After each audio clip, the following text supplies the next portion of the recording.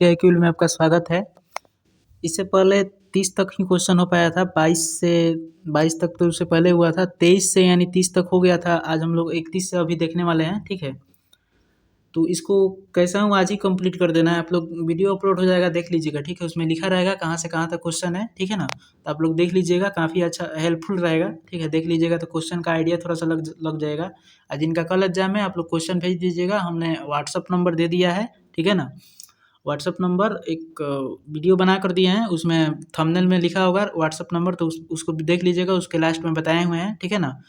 तो उसमें जुड़ जाइए। उसमें कल आपका जब एग्जाम हो जाए तो उसमें जो भी आपको क्वेश्चन याद हो उसमें दे दीजिएगा। अगर आप नए होंगे चैनल को तो चैनल को सब्सक्राइब जरूर कर देंगे और बेल बटन दबा देंगे, और ज़्यादा से ज़्यादा इस वीडियो को शेयर कर सकते हैं, ठीक है।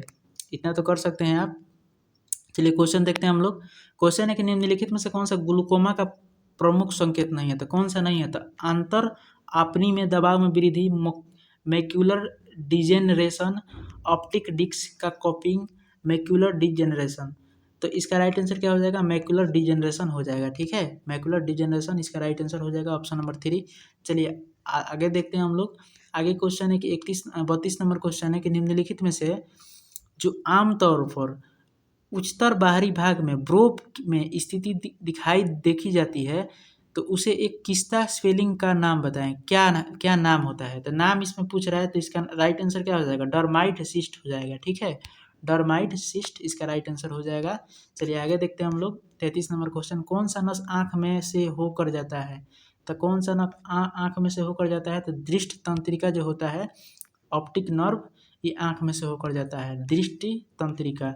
चलिए आगे देखते हैं हम लोग। निम्नलिखित में से किसका उपयोग आँख की फंडस की जांच करने में मदद करता है। तो आँख की फंडस की जांच करने में ट्रिपल मिरर गोनियोस्कोप, यानी इसका राइट आंसर क्या हो जाएगा, ऑप्शन नंबर 3, ट्रिपल मिरर गोनियोस्कोप इस्तेमाल किया जाता है, ठीक है। चलिए आगे देखते हैं हम लोग। 35 नंबर क्वेश्चन है कि कौन सा यंत्र एक प्रकाश बीमा उत्पन्न करता है और आँख का ऑप्टिकल सेक्शन बनाता है।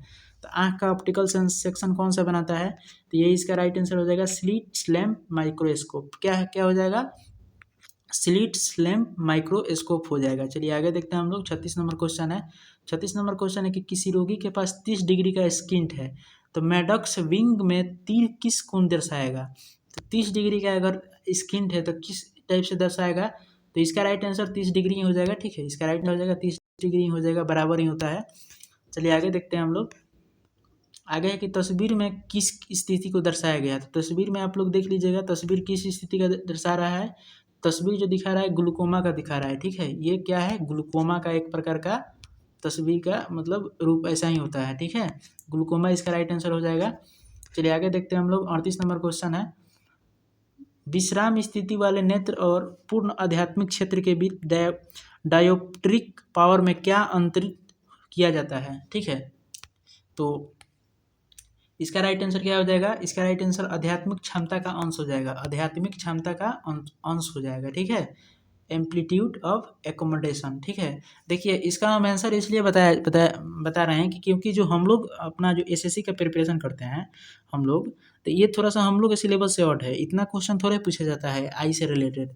तो आप लोग थोड़ा सा मतलब समझ सकते हैं ये हम क्यों बताएं कि हमको पूरा ही आता है, ठीक है। तो हम आंसर ही बताने का प्रयास कर रहे हैं, क्योंकि हम इसका सॉल्यूशन नहीं कर पाएंगे, हमको नहीं पता है इसका। हम आपको क्वेश्चन, मेरा मेन उद्देश्य है आपको क्वेश्चन दिखाना। अगर आप हायर लेवल का पोस्ट अप्लाई किए हैं तो मेरा मेन उद्देश्य ये है कि आपको क्वेश्चन से अवगत करा देना, ठीक है ना।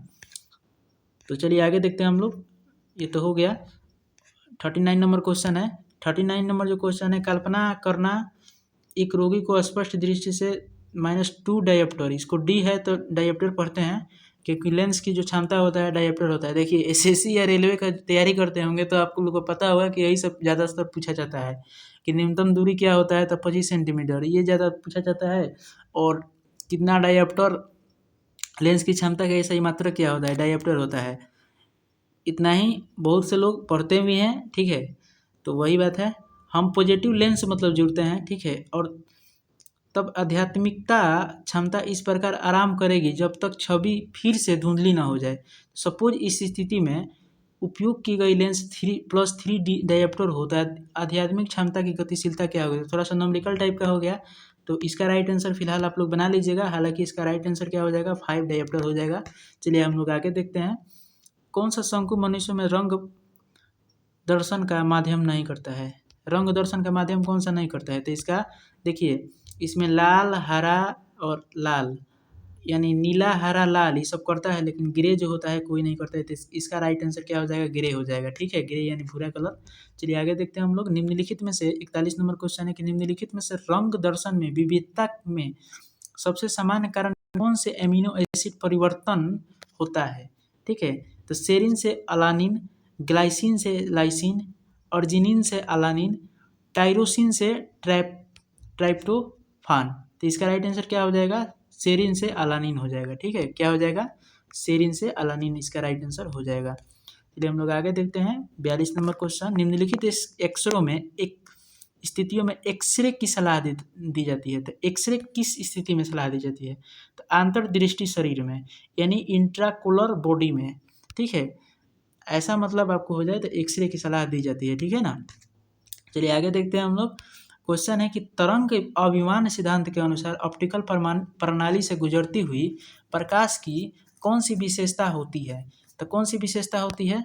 तो बहुवर्णी, द्विवर्णी, जीववर्णी, एक वर्णी। तो एक वर्णी, इसका राइट आंसर क्या हो जाएगा, एक वर्णी हो जाएगा। ठीक है, चलिए हम लोग आगे देखते हैं। 44 नंबर क्वेश्चन कह रहा है क्वेश्चन की सकारात्मक गोलीय विकृति में परिधिया कहाँ ध्यान केंद्रित होती है? तो ये कहाँ ध्यान केंद्रित होती है? तो आदर्श छवि बिंदु के सामने। ठीक है, आदर्श छवि बिंदु के सामने होती है। ठीक है ना। चलिए, फ्यूज क्रॉस सिलेंडर टेस्ट का उपयोग क्या है? फ्यूज क्रॉस सिलेंडर टेस्ट का उपयोग क्या है? तो फ्यूज क्रॉस सिलेंडर टेस्ट का उपयोग होता है निकटतम जोर को मापना, निकटतम जोर को मापन करना। ठीक है, निकटतम जोर को मापन करना इसका यही उद्देश्य है। चलिए 46 नंबर क्वेश्चन है कि छवि में अपवर्तन की कौन सी त्रुटि दिखाई गई है? तो कौन सी त्रुटि इसमें दिखाई गई है? तो निकट दृष्टि दोष की त्रुटि इसमें दिखाई गई है। ठीक है, तो ऑप्शन नंबर 2 मायोपिया हो जाएगा। निकट दृष्टि दोष को दूर करने के लिए अवतल लेंस का प्रयोग करते हैं और दीर्घ दृष्टि के दोष को खत्म करने के लिए उत्तल लेंस का। ठीक है, चलिए 47 नंबर क्वेश्चन है कि एक नजरिया आँख में प्रकाश किरण का संग्रह कहाँ होता है? तो ये प्रकाश किरण का जो संग्रह होता है कहाँ पे होता है? तो रेटिना के सामने होता है। ठीक है, ये भी जनरल क्वेश्चन है। रेटिना के सामने होता है, in front of retina. Retina पर ही आपका प्रतिबिंब भी बनता है। तो निम्नलिखित में से कौन सी स्थितियाँ मायोपिया का कारण बन सकती है? तो मायोपिया का कारण कौन सा बन सकता है? तो मायोपिया का कारण आपका मधुमेह मिलेट्स बन सकता है, मधुमेह मिलेट्स बन सकता है। चलिए आगे देखते हैं हम लोग। निम्नलिखित में से कौन सा उच्च स्थिरता से संबंधित नहीं है? तो उच्च स्थिरता से संबंधित कौन सा नहीं है? तो प्रयोग की अंधता, मैक्यूला ओदिमा, मंगोलिज्म, संयुक्त प्रतिबिंब। तो इसका राइट आंसर क्या हो जाएगा? मंगोलिज्म हो जाएगा। ठीक है, मंगोलिज्म हो जाएगा इसका राइट आंसर। ठीक है, चलिए हम लोग आगे देखते हैं। आगे क्वेश्चन कह रहा है 50वां नंबर क्वेश्चन की उच्च स्थिरता की से कौन सी स्थिति हो सकती है? तो उच्च स्थिरता से कौन सी स्थिति हो सकती है? तो संकीर्ण कोण ग्लूकोमा, संकीर्ण कोण ग्लूकोमा ये हो सकता है। ठीक है, चलिए आगे देखते हैं हम लोग। 51 नंबर क्वेश्चन, कौन सी स्थिति से पीड़ित रोगियों को स्पेक्टेकल की बजाय कॉन्स्टेंस लेंस पहनने की सलाह दी जाती है? तो कौन सा स्थिति होगा? तो कार्नियल एस्टिग्मेटिज्म होगा तब जाके। जब कार्नियल एस्टिग्मेटिज्म हो जाता है तो ऐसा लेंस पहनने की सलाह दी जाती है। ठीक है, 52 नंबर क्वेश्चन है कि दृष्टि वैषम्य वाले रोगियों के लिए बेस्ट कौन से प्रकार के लेंस होते हैं? तो कौन से प्रकार के लेंस होते हैं? तो ये हाई लेंस। ठीक है, हाई लेंस का प्रयोग इसमें किया जाता है, यानी हार्ड लेंस का। ठीक है, हार्ड लेंस का प्रयोग किया जाता है। ठीक है, चलिए आगे देखते हैं हम लोग। 53 नंबर क्वेश्चन, आध्यात्मिक क्षमता के घूमने के कारण उम्र बढ़ने के साथ साथ इसलिए निकट स्थान धीरे धीरे पीछे हटता है, जिससे निकट वस्तुओं को स्पष्टता से देखना मुश्किल हो जाता है। इस घटना को क्या कहा जाता है?